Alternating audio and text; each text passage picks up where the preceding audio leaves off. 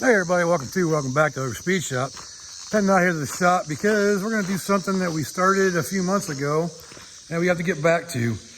And that is the springs on this truck keeps coming out of whack. So I'm going to make some kind of a clamp to hold those together on the front and the back.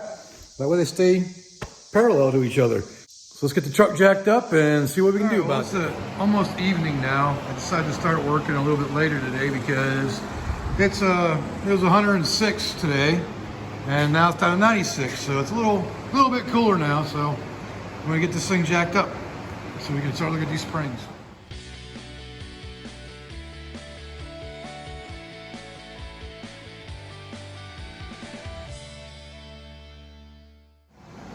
All right, I just want to show you real quick what I'm talking about as far as these springs getting all out of whack. See how they're sliding up there? And these didn't come with extra shackles like what you see up in here. They don't have them for the rest of the springs, so they like to twist. And both sides are doing it. This one's even, look at that bottom shaft, the bottom spring is way out, like almost an inch. So what I need to do is figure out a way of clamping these like in this area here to keep them together so they stop spreading apart like that. So I'll put one in the front and one in the back to hold them all together, and hopefully that'll take care of the problem. Probably loosen the shack or loosen the U-bolts so I can maneuver them a little bit easier, because if you remember the other video, which I'll put down in the description, I just kind of hammered them in to place the last time, and obviously wasn't a long-term fix for it. So let's get this thing going. All right, so it's the next day. I decided that 96-degree weather was still too hot, so I figured I'd wait till morning. So it's 82 degrees now.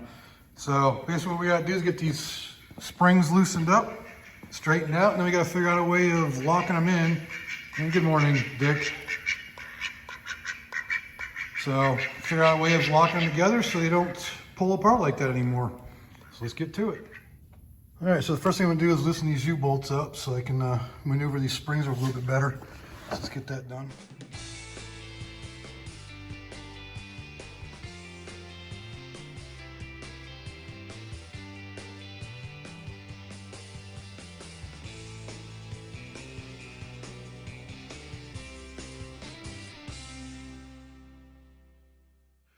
What are you trying to do? I'm trying to film a video here.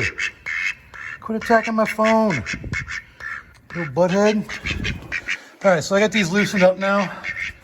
So it should be real easy to get these to kick back now. See, just by hitting them with my hand, I was able to get that one straightened out. So let me get them all straightened out, and then we'll get in there and figure out a way of keeping them clamped together this time. I think I discovered this problem here. If you look right there, see if I can get it to zero in. See the big gap between the U-bolt and the actual spring?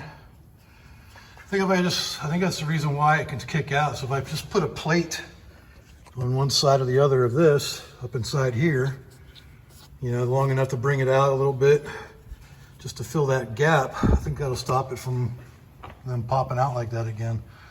So I think that's what I'm going to start with for this time. I have to go back in later, then I will, but this will be a little bit easier doing it that way than trying to figure out a way of clamping something up around this and it staying in place and not moving and sliding and all that. So I think of a plate that I can tap in there and, has a good hold, or, it's like a good press fit almost to fill those gaps. I think that'll take care of the problem. So I think that's what I'm going to do.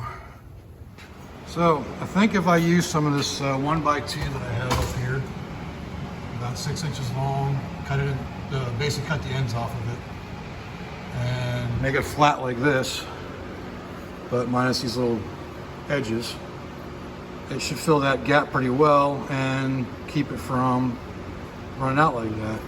So I think I'm going to try that. So I decided to go with 10 inches for the length on these, because 2 inches fits in there pretty good. It's like 2.5, a little bit less than 2.5 on the height of the springs. So I want to go a few inches out on each side just to give it a little extra strength. So that's what I'm going to do. I'm going to cut these in half well, cut the ends off. So basically what I want is I want this piece and this piece. So these two pieces here, I'm gonna cut the ends off. So that we got 2 flat pieces. So we're gonna get the first piece cut out. I don't know if anybody who's ever cut a piece of tube steel out, you know, pieces off like this, you see how it's got that curve to it. It's because there's always a little bit of stress on it. It's gonna bend one way or the other. But I'm gonna utilize this because if I put that in there like that, up against the springs, that's gonna push even more pressure against it. So it's gonna work out pretty good for me for this particular job. And hopefully it'll hold up. So I'm just gonna cut the rest of this one off, cut this one up for the other side, and we'll be good to go. All right, so I got all 4 pieces cut out now. I went with 10 inches. I don't know if I mentioned that earlier. So they're 10 inches long. Just gotta clean them up with a good old flat tack disc, and then get into it and get this thing put in. All right, so I got them all cleaned up, got all the little burrs off of them. So now these are ready to be tapped into place, and the U-bolts tightened down. So let's get into that. All right, so I'm gonna go ahead and get one of these put in here. I'm gonna set it out, still hot. I'm gonna get it so the end that is, or so it's bent, the bent area is going in.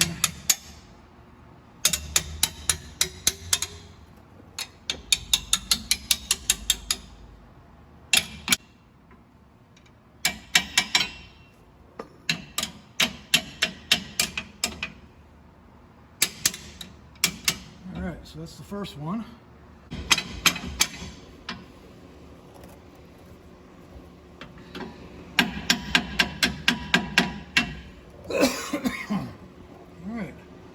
That's the first set. Now I just got to tighten these down, and hopefully that'll keep those springs from popping out again. All right, let's get these U-bolts tightened down.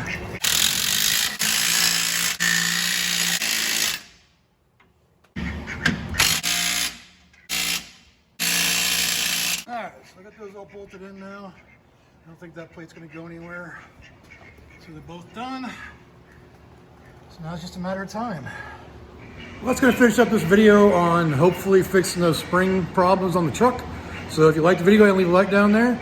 Subscribe if you haven't subscribed, and leave a comment. So let me know what I can do, what I can do better. So until next time, I'll see you all later. Real quick, I want to go over what the deal is with the truck and the springs. So originally the springs on this were 1,750 pound capacity. And when I got new ones, because the other ones were bowed, I went with 2,350 pound ones for better towing capacity and cargo capacity. So the back end sticks up quite a bit. I've actually got, if you look right there, those are actually lowering shackles for the rear.